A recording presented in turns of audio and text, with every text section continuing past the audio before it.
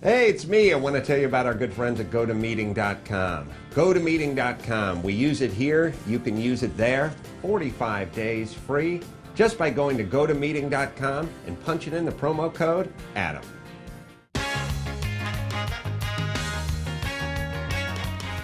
Well, get it on, got to get it on, no choice but to get it on, mandate, get it on. I feel weird saying that in front of Ken Burns, documentarian and all-around good guy. Ken has a new documentary coming out September 28th and 29th. That is coming up this September 28th and 29th on PBS. It's called Baseball, and it's the 10th inning. We've already done it's 94 to yesterday? 92 to yesterday. Oh, 92 to yesterday. Yeah, we came out in 94 with our 9-episode, 9-inning, 18-and-a-half-hour, which you think would be enough, to which we've added 2 hours, so we have 4 more hours.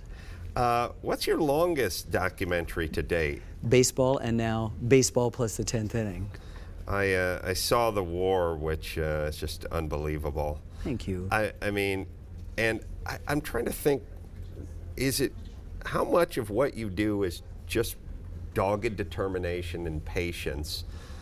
Meaning, if you're Bruckheimer, it's a different part of your brain, I guess, you're Yes, using. I think if so. you're making a film and you're making one that's just involved in, like, what if somebody says, we need a documentary on the Civil War, and you have 7 weeks to do it? It's impossible. We say right? no to. Yeah, no, we want to. Most documentaries or at least in the past, documentaries have been homework. They're castor oil, something is good for you. It's somebody telling you what you should know. And we avoid that. We'd like to tell you something we've discovered. So our whole process gets attenuated because we don't have a research period followed by a scripting period and then follow the template that script represents through shooting and editing. Mm-hmm. We never stop researching. We never stop writing. We're the last day of editing. We're rewriting something in the stuff. So it takes a really long time, but allows you to add layers of nuance and to get stuff that you didn't get, to have very complex parallel constructions in the structure of the film, and it's the only way I know how to do it. I've been doing that for 35 years, and that's it. Is castor oil the same as cod liver oil? Yes, and then it is. Which one tastes worse? They're both bad? They're both very, very bad to taste, and they're really, really good for you. Really? You literally have to hold your nose, and you go like this, and you think that people had to take it every single day, and they did. Like my dad took it every single day, and that's why it explains a lot. Have you ever, that's why he was so angry and Yes, holding his nose exactly. all the time. Exactly.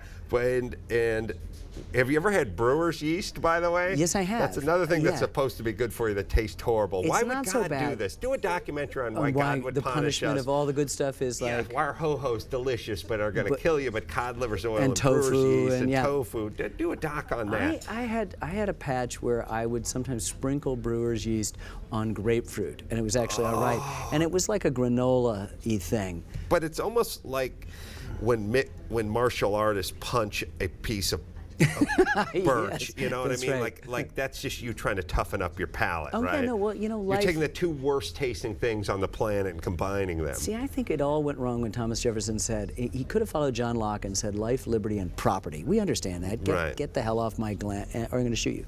But he said pursuit of happiness, and we didn't know what that meant. And was pursuit of the happiness after things in a marketplace, or was it a lifelong learning of the mind and the heart, which is what I think it was. Right. But I think a lot of it has been, we think that we are deserving of happiness, and that anything that's friction, difficult, oppositional, like doesn't feel castor good. oil, Yeah. brewer's yeast, and tofu, it's not for us. Well, so we're fat, we're dying of heart disease, we Yes, have diabetes, right. and Well, we think we're happy, but we're not. we think we're happy, but we're not. Well, I've always said this: the best way I always talk about this when I talk about comedy, which is it needs a little pathos mixed in there to make the comedy pay off. Mark Twain said, the source of laughter is not joy, but sorrow. There is no laughter in heaven. Hold on. Google Matt Twain? Mark Twain. Mark Twain. He's a Let's look that famous up later. American. A lot of our listeners don't know. Famous American writer, yeah. Yeah, all right. We're going to check that He dude wrote. out. He wrote. Yeah, he's a pretty funny dude. You know what Twain's. Yeah, Twain's. there's a restaurant. Yeah, okay. yeah. check that out. Yeah. Yeah, well, it's true. I always say... He also said, by the way, that it's not that the world is filled with fools, it's just that lightning isn't distributed right. Which will be funny in 1,000 years when no other humorist from the 19th century has any. I mean, when they fired into Back of Lincoln's Brain in Our American Cousin, which was a comedy, the line that got the laugh that gave Booth the sort of the cover to shoot was "You sockdologizing old man trap."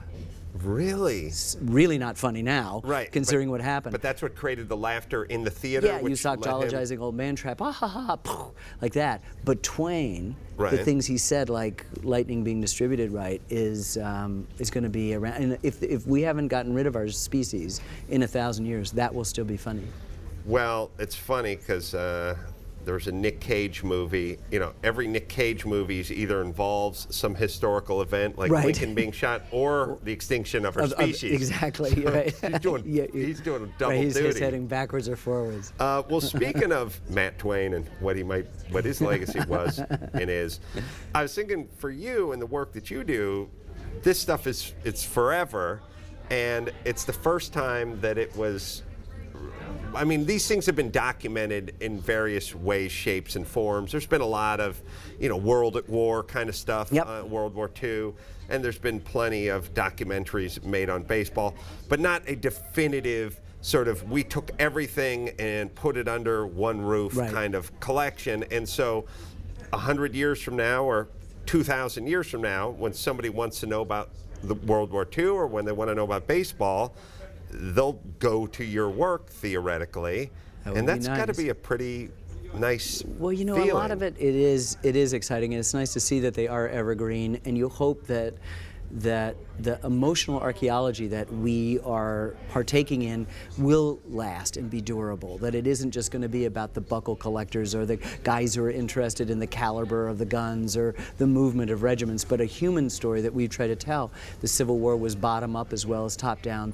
The World War II, of which it's the only film that I've ever done in which the territory was filled with other projects, hundreds, thousands of documentaries, but no one had decided to try to tell the two theaters, the European and the Pacific theater, simultaneously as they happened. World of War didn't do it, nobody did A Victory at Sea, and nobody tried to then also fold in the home front as well as a bottom-up thing. So we took 4 geographically distributed American towns, Waterbury, Connecticut, Mobile, Alabama, Sacramento, California, and tiny, tiny Laverne, Minnesota, and said, let's see the war through their eyes, how they went off to the war. It didn't mean that it was any limited in that way. The scope could be global, but you could find the universe in a grain of sand. What are some of the documentaries that you've liked over the years?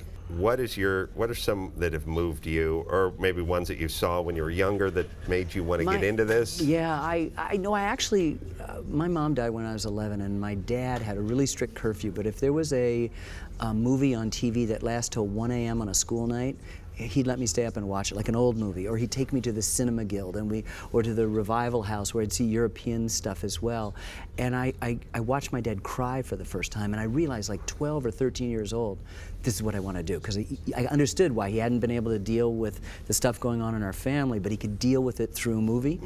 And I realized the power of the medium. So I wanted to be Howard Hawks or John Ford or some such other director of the time. And then I went to Hampshire College in Amherst, Massachusetts in '71, and everybody was a social documentary still photographer. They were interested in the truth of what is and what was. And all of a sudden I had my molecules rearranged, and I'm now interested in doing documentaries, and that combined with a completely untrained interest in history to start doing this sort of stuff. And that's where it came from. My stepdad took me to see Smokey the Bandit once when I was 13, and that was my experience with the cinema. Cinema. Cinema. You know what's kind of nice is, if you want to make movies, you're going to take your lumps. I mean, if you want to get into this business, I don't care how much money you've made. I mean, Robert De Niro has 5 stinkers. Marlon Brando has a few stinkers in there. Everybody has a couple of stinkers, even the great directors and the writers and blah, blah, blah. The thing that's got to be nice about making documentaries is I'm sure some are received better than others, but you never get any 1.5 stars on any of these babies, do you? No. I mean, every once in a while you get a critic who's decided that they're going to take you down for the pretentiousness with which you've decided to approach baseball or some other such thing, or maybe you find a jazzerati guy who thinks that, you know, because you left out the second sideman in Count Basie's band between 47 and 48, you've failed miserably, that you weren't the telephone book. So you do have some critics. And so it's a really nice sort of thing, and it's kind of cool to be able to respond to them, because you always go and you say, okay, so who of today's, or criticism that you didn't do modern jazz guys, I always say, who are of today's jazz guys are as important as Louis Armstrong or Duke Ellington, Count Basie, Charlie Parker, Dizzy Gillespie, Miles Davis, John Coltrane, and they'll go, well, we won't know for 25 years. I go, yeah, and that's called history, you know? And there's your answer. And there's your answer. So now, baseball, and are these as far as picking a documentary, and do you get pissed off when people call it a doc? Like I get pissed off when people call Curb Your Enthusiasm Curb? I hate it only when they call me K. But doc's okay. I don't ever use it when people say, yeah, I like docs, meaning they don't like docs. In terms of deciding, I mean, I assume you like jazz and you like baseball and I didn't know it. I mean, I knew baseball. I grew up. I don't remember a time when in the little movies of myself there wasn't a mitt in my left hand. And some cod liver oil. And some cod liver oil be going. But instantly working on baseball way back when, I realized how little I knew. So every film essentially has been a complete immersion into something else, and that's better that way, because you don't want me to tell you what you should know. You want me to say, hey, I got to tell you what I just learned. That's always better than the sharing of discovery rather than, and there'll be a quiz tomorrow. Yeah, you don't want to get preachy. Yeah. You want to take people on a journey of discovery. And so do you have your topics sort of lined up where, you know, here's what we're going to get to down the road? Yeah, I got a sort of Stalinist 10-year plan going on right now. So after baseball, the 10th inning, next year is Prohibition. The year after that is the Dust Bowl, which we're Prohibition is done. We locked the picture. Dust Bowl, we're just beginning editing. We're just beginning editing a big thing on the history of the Roosevelts, Theodore, Franklin, and Eleanor. Believe it or not, no one's told them as a connected family drama. They've done Theodore, book and film. They've done Franklin, book and film, sometimes Franklin and Eleanor, but they're all related. She was born with the last name. And then beyond that, Vietnam. We're also doing a film in the Central Park jogger case. Those black and Hispanic boys accused of wilding who served their term in jail didn't do it. And what her happened story, to wilding? I feel like it was all the rage about 10 years ago. Well, it was invented by folks at that 1989 thing, and these kids didn't do it. See if my son can bring that back at the public pools in a few years. Just you know, kind of old school. Well, so now, do people pitch you topics? No, we just do our own stuff. It's within our own. These are all handmade, so there's a half dozen of us. But and does somebody ever go, hey man, how about that Lindbergh baby? And you go, yeah, what about that Lindbergh baby? And then they tell you a couple things, and you go, that's happened a couple times. I made a film on Huey Long. I actually helped a friend make a film on Lindbergh for exactly that reason, you know, 20 years ago. But yeah, no, somebody says, look at this footage of Huey Long giving a speech, and it made Broderick Crawford, who got an Oscar for All the King's Men in 1948 or 49, it put him to shame. I mean, the real Huey Long was so much more interesting, just like the real Jack Johnson, the film that we made a few years ago, was much more interesting than The Great White Hope. Yeah, I don't know if I saw your version of the, you know, Jack Johnson, but Jack Johnson, the first black heavyweight, and really the first, I mean, he was long before black athletes had made it into, you know, mainstream sports. They had a gentleman's agreement that no black could fight for the heavyweight championship, and this was a decade in which more African Americans were lynched than in any other time, and he's not only beating up white people, he's marrying white women, and this could not stand. And transporting them across well, county that's all lines ex post facto. That's how when they couldn't beat him in the ring, when they couldn't find a great white hope to beat him, and they found, you know, they pulled out many, and he dispatched them all. Then they went after him for his private life. nothing that any other boxer, white, or baseball player, or even statesman, the great black scholar W.E.B. Du Bois said, it all comes down then to his unforgivable blackness. And so we called our film Unforgivable Blackness, because that was what it. Unbelievable story. And again, 45 years before Jackie Robinson. And before Muhammad Ali. Like, we think Muhammad Ali is the greatest of all time, and we feel also sympathy for the trials that his government went after him in a decade we now say was dedicated to civil rights, the 60s. Well, I can tell you that between 1905 and 1915, which is Jack Johnson's huge period, that was a decade dedicated to getting rid of as many black people as we could. Did you, in your baseball doc, cover the story, and are you aware of what is quite possibly my favorite baseball story of all time, which is a minor league catcher with a man on third base jumped up and did that move after the pitch where he was going to fire the ball down the third base line and see if he could pick off the guy who was taking a little too big a lead, threw what looked like the ball way over the head of the third baseman. The guy on third base saw the ball go sailing into left field and jogged into home plate. Only to be tagged out. Only to be tagged out. By the rosin bag? Was what went? He threw a potato. Well, I think, the baseball rules now is strictly forbidden. We don't know this, but stop the presses. We have got to open up this 10th inning and add that. Cut it, break it open, because get out the Abbott. This guy threw a potato. He came out onto the field with a potato. He threw the potato. The guy trotted in. He touched him with the ball, and then he got fired the following day. I'm sure. But either way, I always thought it was the funniest thing ever that the guy brought a potato out on the field. They still try the hidden ball trick. They do all that stuff. It's the game. I did it in the celebrity softball game. It works like a charm. It does, of course. It has to work. It has to work. You just go, I'm going to go talk to the pitcher. You talk to the pitcher. You walk back. He takes his lead off, and you touch him on the head. Yeah. It should be illegal, but anyway. The next, so we're talking about you got the 10th inning. Oh, the 10th inning. Yeah. Sorry. We're talking about that. Now, so that covers 92. Yeah, so the last bit, the thing that came out in 94 when the strike season, we came out and we thought we were going to be competing with other baseball, and we weren't. We were the only thing on. The last bit of action we described was the 1992 World Series between the Phillies and the Toronto Blue Jays, which Toronto won in a walk-off by Joe Carter. Yeah. We back up to the NLCS, where a young, skinny Barry Bonds fails to throw Sid Bream out at the plate in the bottom of the ninth in Atlanta, and Atlanta wins the pennant. The Pirates go down, Atlanta's ascendant, and that's the last play that this young Barry Bonds will play. And it's his narrative, his arc of his biography is sort of the underlying story, because of course he's going to carry both the promise and the shadow, the peril of baseball over the next 2 decades that are, if you separate out, say, the 40s when Jackie Robinson came up, were the most consequential. The last two have been among the most consequential that we've ever had, with the strike, with the specter of steroids, but also enormously dramatic performances. The Braves and their 14 consecutive division titles. Joe Torre making some sense of the Bronx Zoo.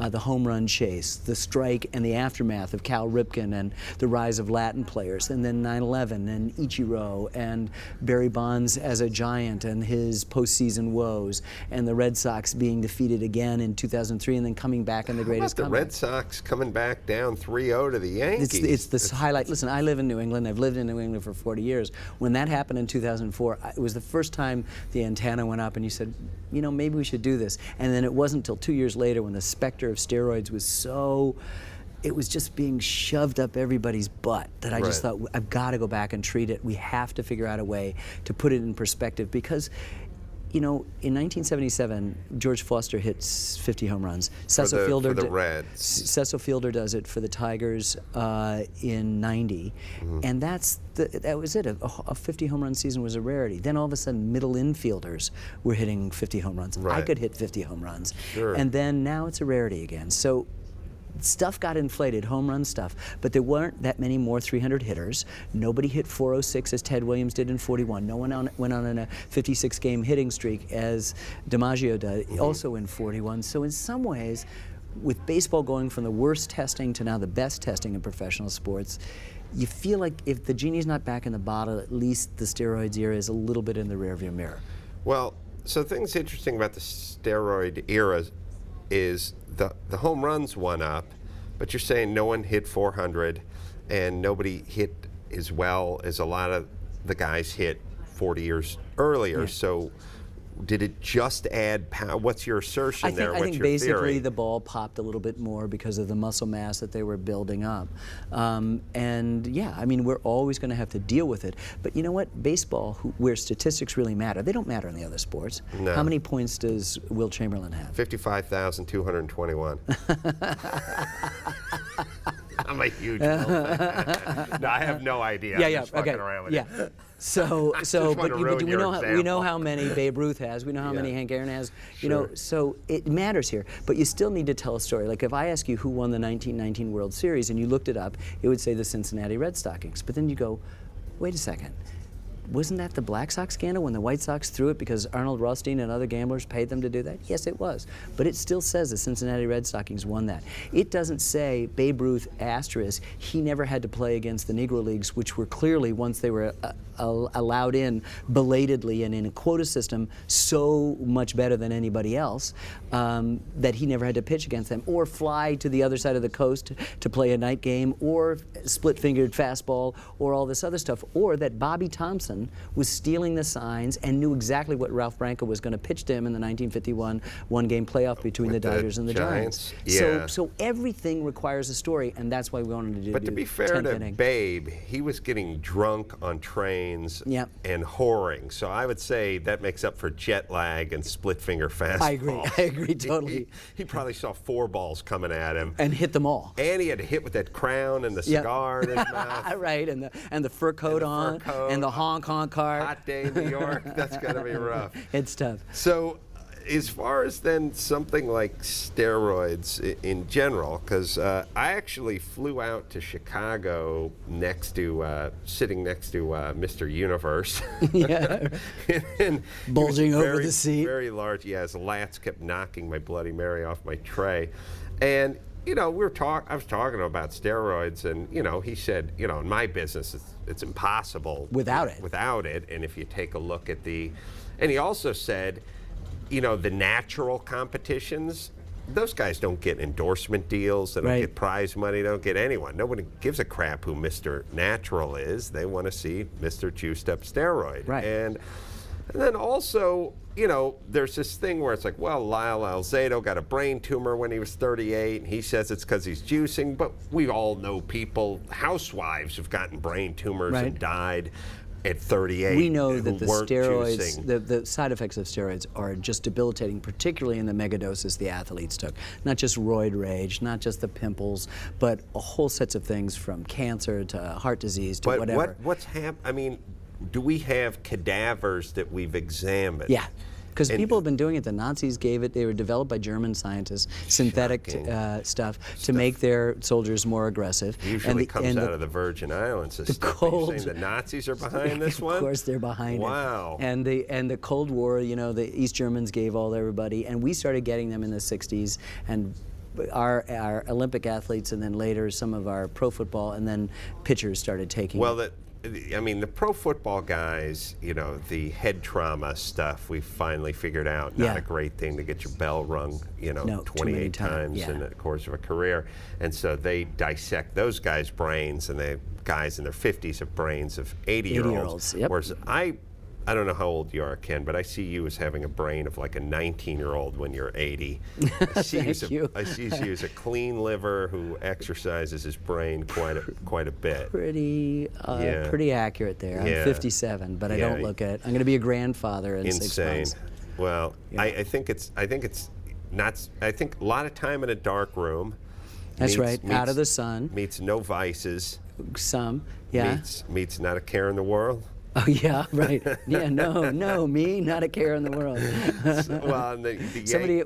Somebody asked me once. I live in this tiny little village in New Hampshire, and somebody'd come to the little Greasy Spoon breakfast place, and they said, "How do you stay so young?" This old lady, and I said, "Excessive worry and travel." So it may just be counterintuitive. Really? So they have done autopsies on these Russian athletes and these German athletes, and they've found horrible things that these steroids have done. But look, the point about the steroids is not trying to legitimize that we should all be taking them, and maybe the next generation of baseball players should be 7 feet tall and 3 feet wide and whatever it is.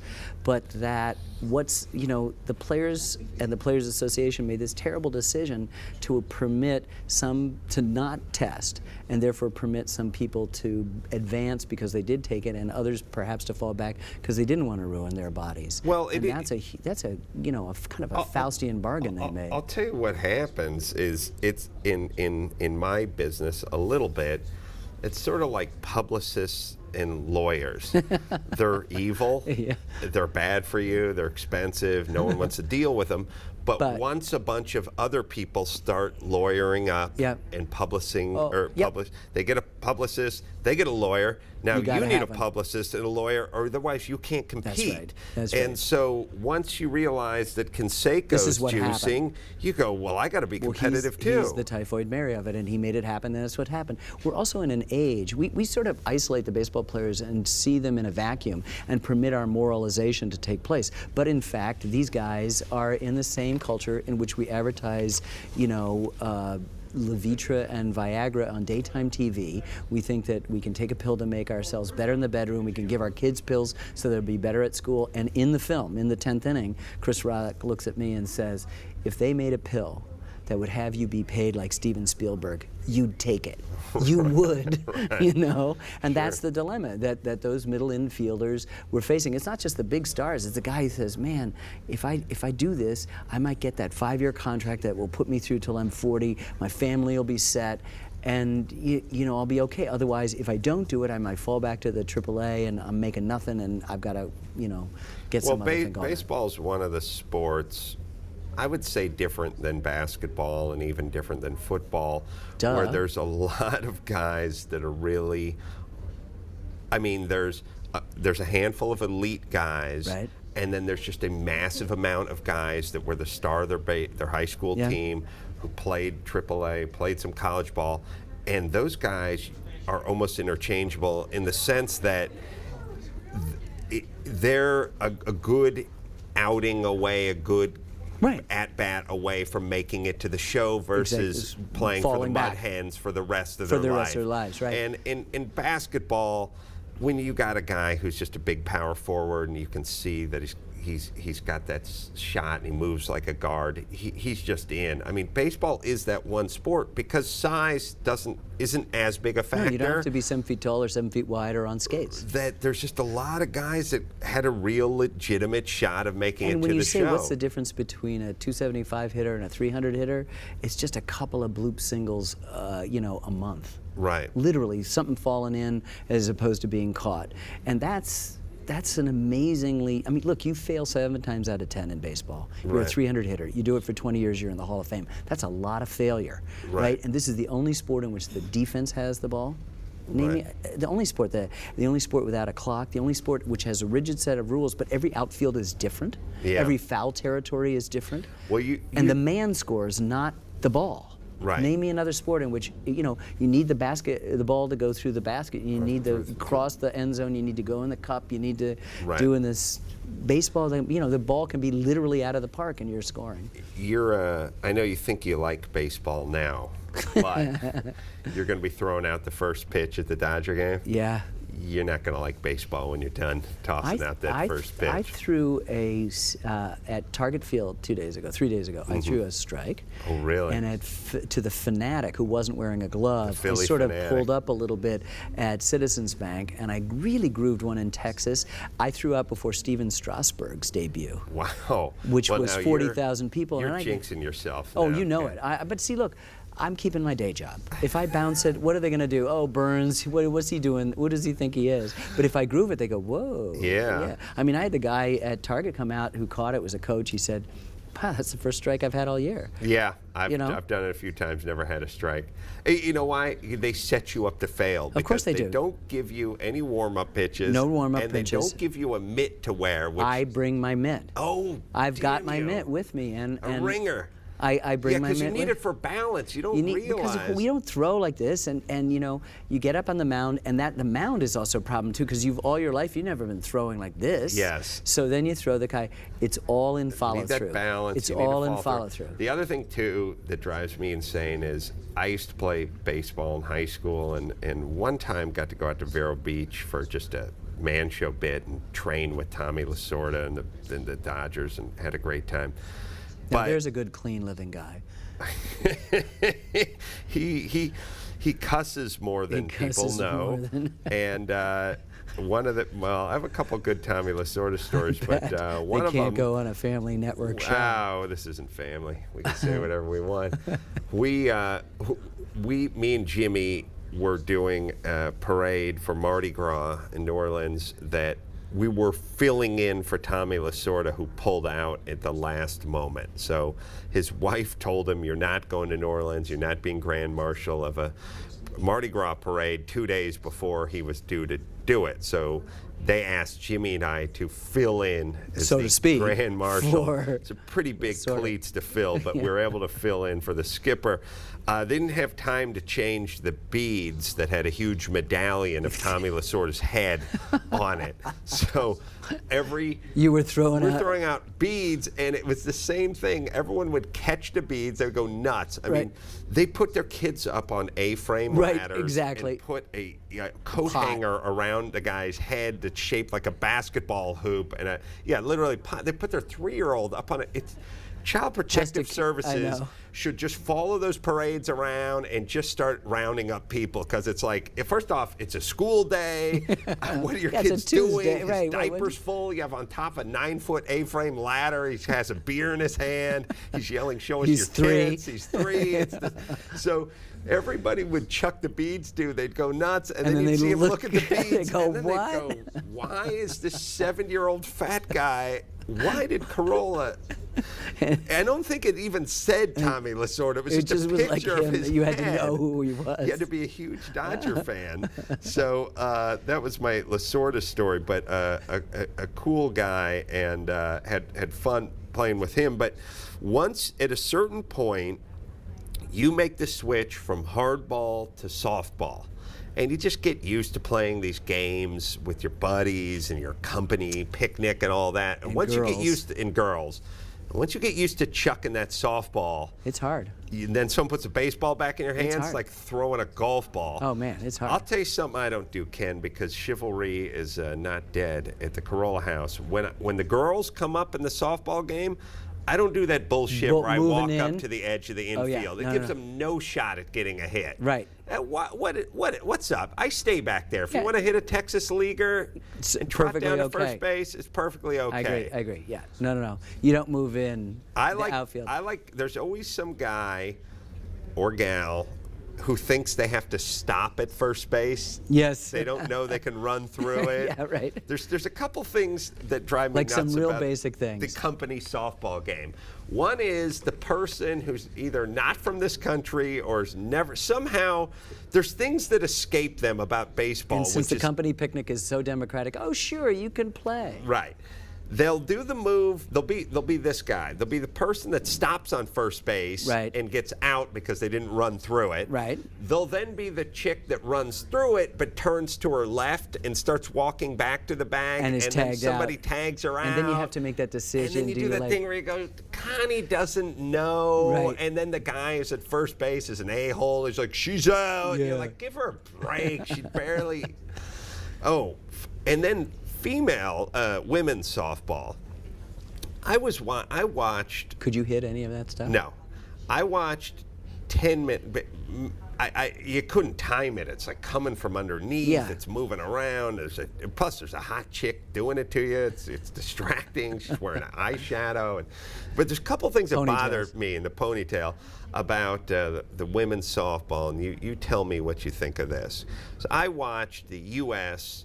playing like Hungary and some international whatever at ESPN, 2 in the morning. The other, I was intrigued. I was watching with you. We boosted the rating. Yeah, so I was watching. Now, the number 1 and the number 2 hitter do some kind of weird drag bunt chop. Yeah, kind of an Ichiro thing where they're Ichiro way out of the batter's box. The bag is 60 feet away, so all you got to do is get the ball on the ground and you can run it out. The shortstop who's charging fields it cleanly, gets it out of her mitt into the first baseman as fast as humanly possible. And they're still safe. They're still safe. So, A, you're ruining the sport because people. It'd be like someone saying, "Hey, we got a heavyweight fight, but only jabs, no right hands." There's Everyone problems wants to with see a both, haymaker. the male version too, because they throw it this lobbing underhand, which they put all this English on. Right. So if you're not like a gigantic linebacker who can crush it, it's gonna just spurt away. Yeah. And then the women's stuff is too fast to hit. Yes. And then it dribbles down The unlimited arc is a travesty. So I'd like to find the guy who invented the unlimited arc softball and just kick that guy right in the nuts. I take the 4th of July game, where you're throwing it. Yeah. Everybody gets a chance to hit, and you can actually kill the pitcher where you want it. Yeah. Yeah. Like, no, I'm not going to hit that junk that you're throwing me. You Throw it again. You know what pisses me off at the company softball game? When the guy rolls the first one in, throws the next one in over your head, to the back. Third one in, the catcher doesn't have a shot at. Now he's getting ready to throw the fourth one in, and the guy in right field yells, "Come on, Burns! Yeah, hit it. We're not here all day. Jesus Christ, you want it served up on a silver platter?" And you're like, none has come in that I could hit, but the pressure gets to you. No. And then now he throws one that's high. Right. You and take you a chop swing at it, and you pop out to the catcher. Or ground to first base. I hate that. Yeah, I hate that too. And I always promise myself no first pitch swing, no first, and then it comes in so boom. fat, and it's so fat. All right, but so the women. First you see why we had to take 4 hours to do this update. There's just so much. The women need to wear caps. Number one, I don't like the idea that they're wearing they're wearing visors like they're dealing blackjack in the 50s. That's like I wear a baseball cap. Right. I don't like some of them wear visors, some of them don't. Right. And then they run out of the batter's box, slide. They do a technique. Where they let go of the bat, it slides through their hands, they grab it at about the halfway point, and they then chop at it. They're 10 feet out of the batter's box. First off, why do we have a batter's box if your ass is going to be outside of it when you're making contact with the ball? And they're wearing a short little skirt and knee socks, Yeah. and they still have to slide. Well, some of them wear the pads now. They've wised up. The number 4 hitter, by the way, in the slot, did a legitimate bunt. Right. Why is the number? Why you're 4 hitting cleanup and you're bunting. bunting. Yeah. Of course, people aren't falling in love with your sport. Right. You're not offering any. And everyone's only going you to the and I are UFC. watching it at 2 We're the a.m. only two on ESPN 7. And I'm masturbating. I don't know why you're there, but the point is that this is why the UFC's taken over. I'm studying baseball. We have an update to do. The 10th inning. Sure. That's why I'm there. It's homework. It's homework. It's That's homework. what you tell your wife. So speaking of your wife, what is the schedule like? What's a normal day for Ken Burns? Well, I was on the road in 2009, 301 days, and when I told my best friend that my wife was unexpectedly pregnant, he said, "That's great. Who's the father?" Right. So we're on the road. So we do a lot of promoting. We do a lot of shooting remotely. But a typical day when we're at home is getting up and spending 10 hours in the editing room trying to make something better. On site, you have your own. Yeah, in this little equipment, village your in New own bay. Hampshire. Yeah, we got 4 or 5 avid bays, and we work on these, series. I move from one room to another.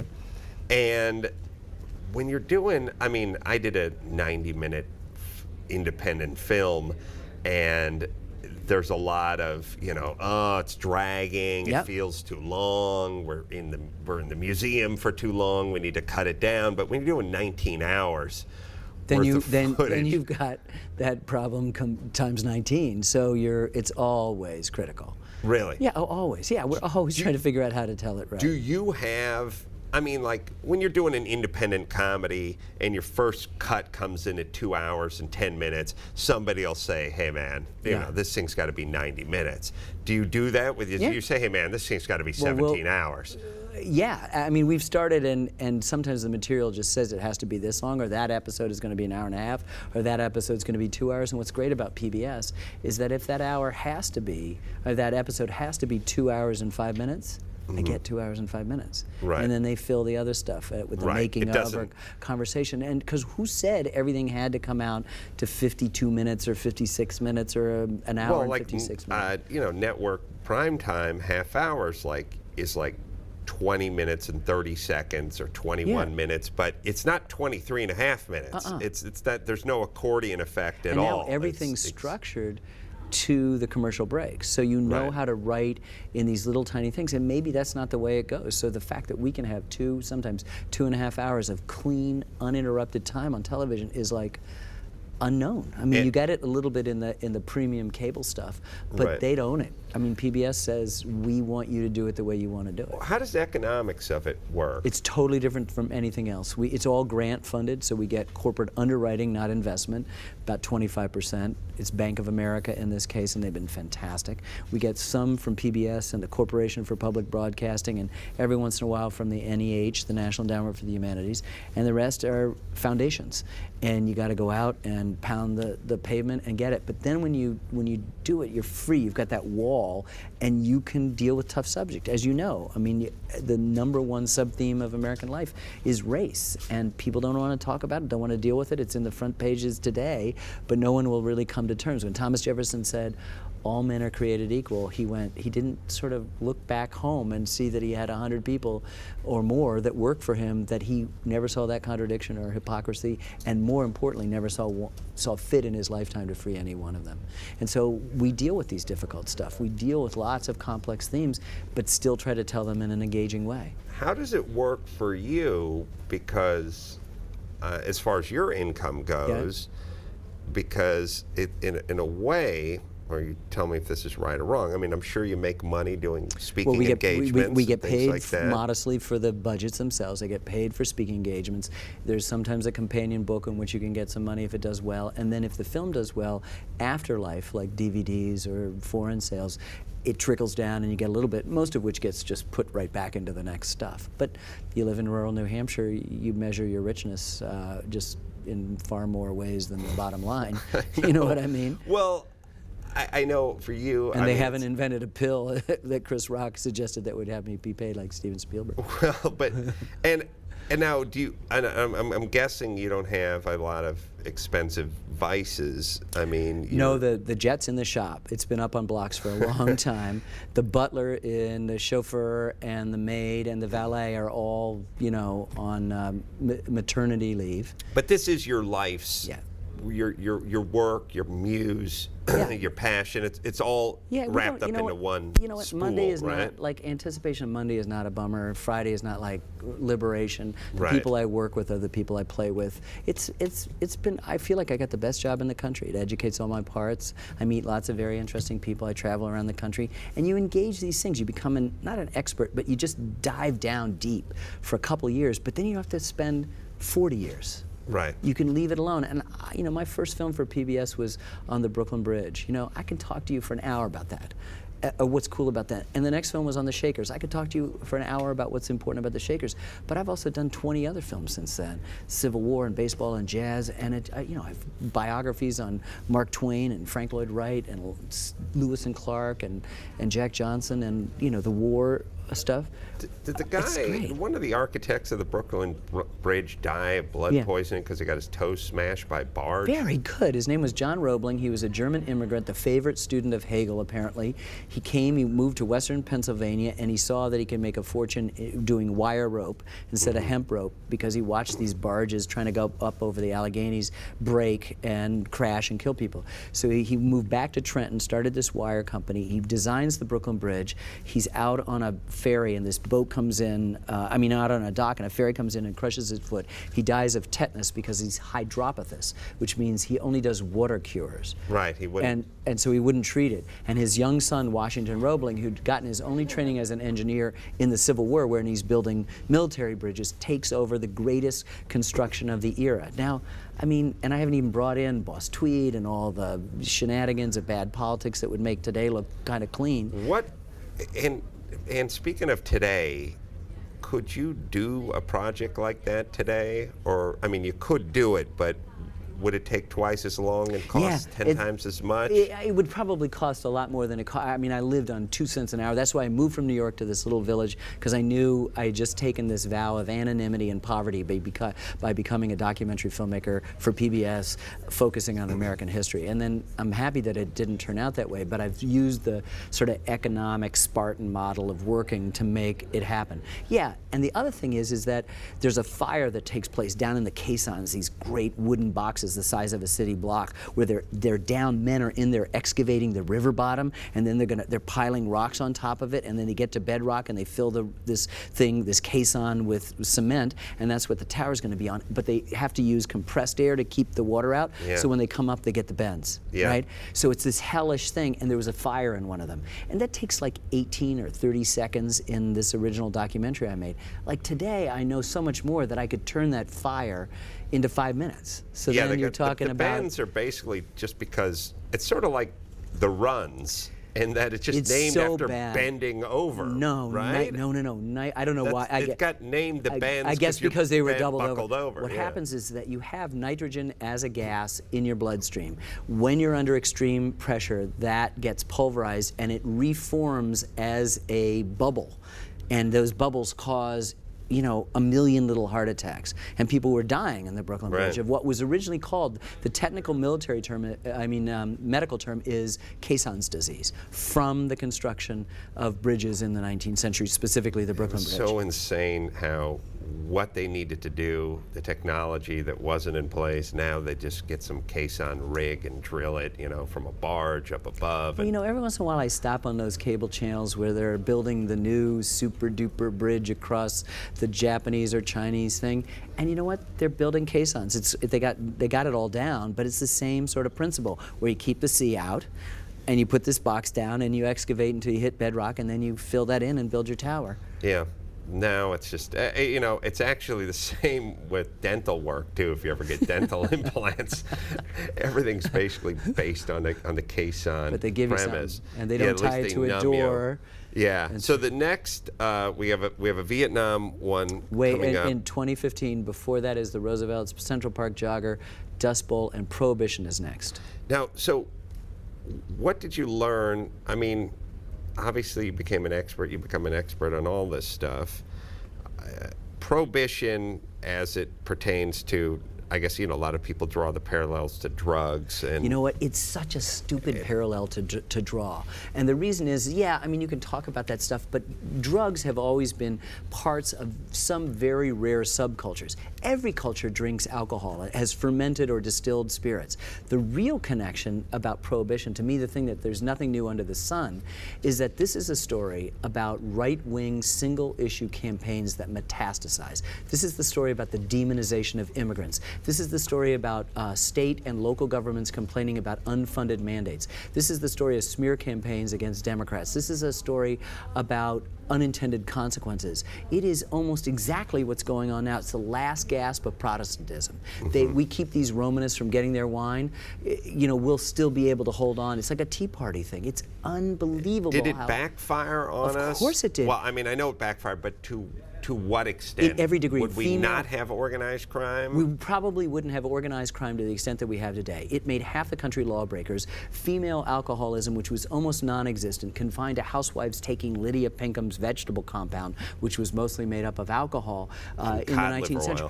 And women were never, unless you were a prostitute, you were never in a saloon, which is what the Anti-Saloon League wanted to get rid of. So when you get rid of the saloons, you replace them with speakeasies. There's no governance. Kids can drink, and did. Women drank, and did. And female alcoholism becomes a huge social problem by the time Prohibition's over.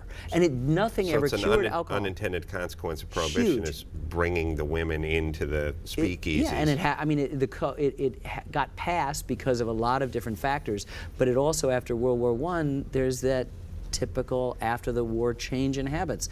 And so women, the mothers who had worked so hard for temperance and then got suckered into accepting total temperance, capital teetotal abstinence. That's where it comes from.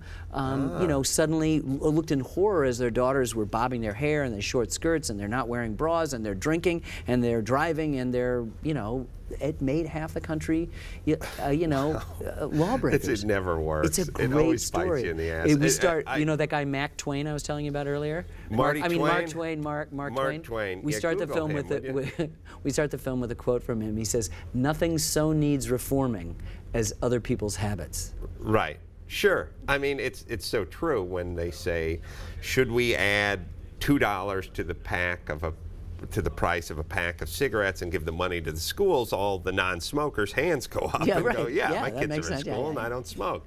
Yeah, it's very dangerous. I saw a thing on Elliot Ness, a doc, on Elliot Ness not too long ago, and it turns out none of these heroes were ever heroes. He doesn't make an appearance in our film. We've got some great bootleggers, guys who are like well-respected police lieutenants in Seattle and a well-respected defense attorney in Chicago, and they went, I can make a lot more money as bootleggers. And became like the king of the Puget Sound bootleggers. And this one guy moved to Cincinnati. He was making like $6 million one year. Wow. Back at when $6 million a year. And so this sort of myth of Elliot Ness and the Untouchables and all that nonsense never really factored in. Well, I mean, he was trying to grab headlines. Capone and Torrio in Chicago, they did live up to the hype for a while, but the problem is that trope of the rain-slick Chicago streets with the Model T careening around the corner, machine gun blasting, actually clears the territory for us from a much more interesting. We've got that in the film. It's in there, and it's fun and it's exciting. But the social transformations, the religious dimension, the century before of how it actually happened. I mean, these cynical right-wing politicians who allied themselves with progressives who wanted to balance, there was no income tax. And the beer and liquor industries were going, there's no problem. The government gets more than half of its revenues from our industry. That's never going to happen. So they go in and they say, yes, we agree in the redistribution of wealth. Let's pass an income tax. So they pass an income tax, and they don't need the tax money from the brewers and the distillers anymore. Then World War I comes along, and who's the enemy? The German Hun. Who makes beer in America? The Germans. Sure. So suddenly, they're saying, the Anti-Saloon League is saying that but the biggest enemies are Blatz and Anheuser and Schlitz and Miller. Where do you think the Anti-Saloon League meets? You know what I mean? Because you need a saloon to meet at. You need to have a place. Maybe an IHOP. Well, there's also hypocrisy. The 3 chapters, it's 2 hours. The first one's A Nation of Drunkards. By the time distilled spirits came, presidents were drinking for breakfast. John Adams had, a cup of hard cider. Hard cider. This is not what you have with donuts. Hard cider for breakfast. The second episode is called A Nation of Scofflaws, from when they first put the law into effect in 1920, and everybody broke it. And the last one is A Nation of Hypocrites, because Harding, who was an ardent dry, the president of the United States, had a whiskey cabinet every week. They got their liquor from a bootlegger. These guys that were, voting the laws about prohibition were continuing to drink. Well, it breaks my heart every time I see one of that black and white footage of guys taking a fireman's axe to a barrel of beer, and it's going out into the gutter, and I'm like, no. And washing down the thing. Yes, it's like we got a lot of that. Oh, it's heartbreaking to see those barrels of beer go into the sewer system. I can't believe that this thing ever got any traction. How like did it in happen?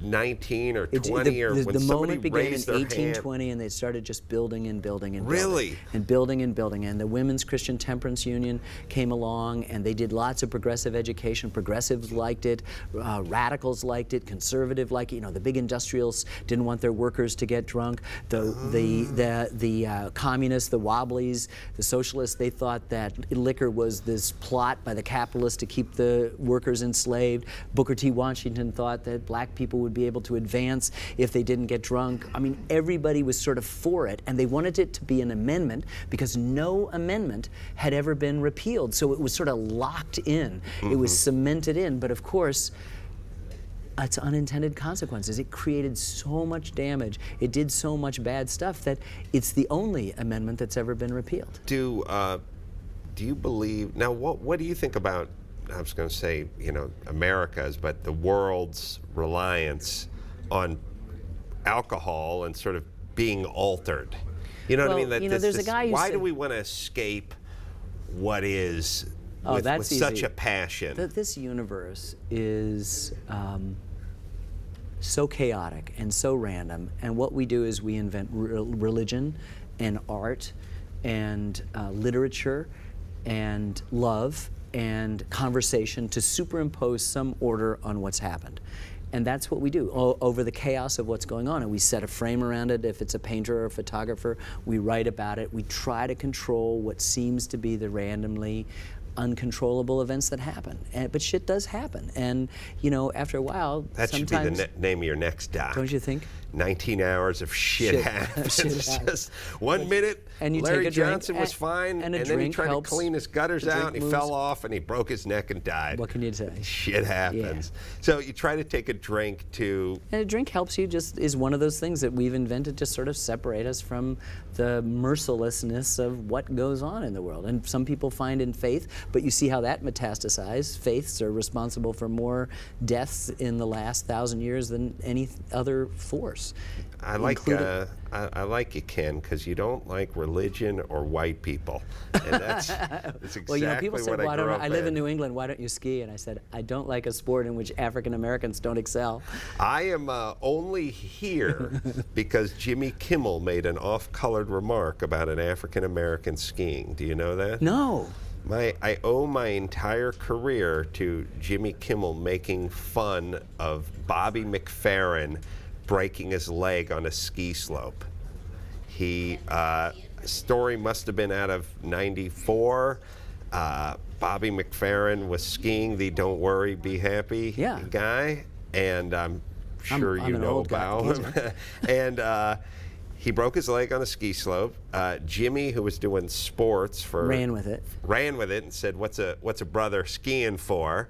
The brother he worked with on the radio station, Michael the maintenance man, ran in and got angry, took umbrage with that statement, challenged him to a boxing match. I was working as a boxing instructor at the time, heard it on the radio, and decided to volunteer my services to train one of the guys. For the match, ended up with Jimmy, and the rest, as they say, is history. But the only reason I'm here really is because he made fun of a black guy skiing. I get it. Well, see, I just think that you should be careful about making fun of it, not because it might cause you to get into a fight, but because when African Americans do turn their attention to skiing, that's it. Look out. It's just silver and bronze from that point on. If you're lucky. That's the Look, I mean, problem. we put African American, we put Black History in February, which is our coldest and shortest month, as if it's the politically correct addendum to our national narrative. When in fact, African American history is at the center, the burning center of American history. When Thomas Jefferson said all men are created equal, and he doesn't deal with it, he set in motion an American narrative that's going to be not only bedeviled but also ennobled by a question of race. The only art form that we've invented, jazz, is born in a community of people who have had the peculiar experience of being unfree. Our, you mean America? America's, our art form is people that are unfree in a free land. I mean, this has been, our genius is improvisation, and if you're a slave in America, you got to improvise a hell of a lot more than anybody else. And so a great deal of our music, our culture, the dynamics, the soul of the country is built on the backs first of African American labor and then of African American experience. And rather than putting it in February, it could be, we could consider it in a different light. Well, what would you do then if you were in charge and, you know, the black community is not thriving as well as you would probably and I would probably like it? And I think there's a sort of a fundamental problem, which is when Bill Cosby says, you know, pull your pants up and speak English and get good grades, and you know what, you getting an A on an algebra test doesn't make you a sellout to your race. People come down on Bill Cosby, or at least people in that community come down on Bill Cosby. But that presupposes that that community is the dominant African American community, and it is not. It's a fraction. I think it just goes back. Chris Rock understands it. He says, "I'm a millionaire, and you would not trade places with me for anything," and he's right. And until that moment, when we would go, "Oh yeah, I'll beat Chris Rock.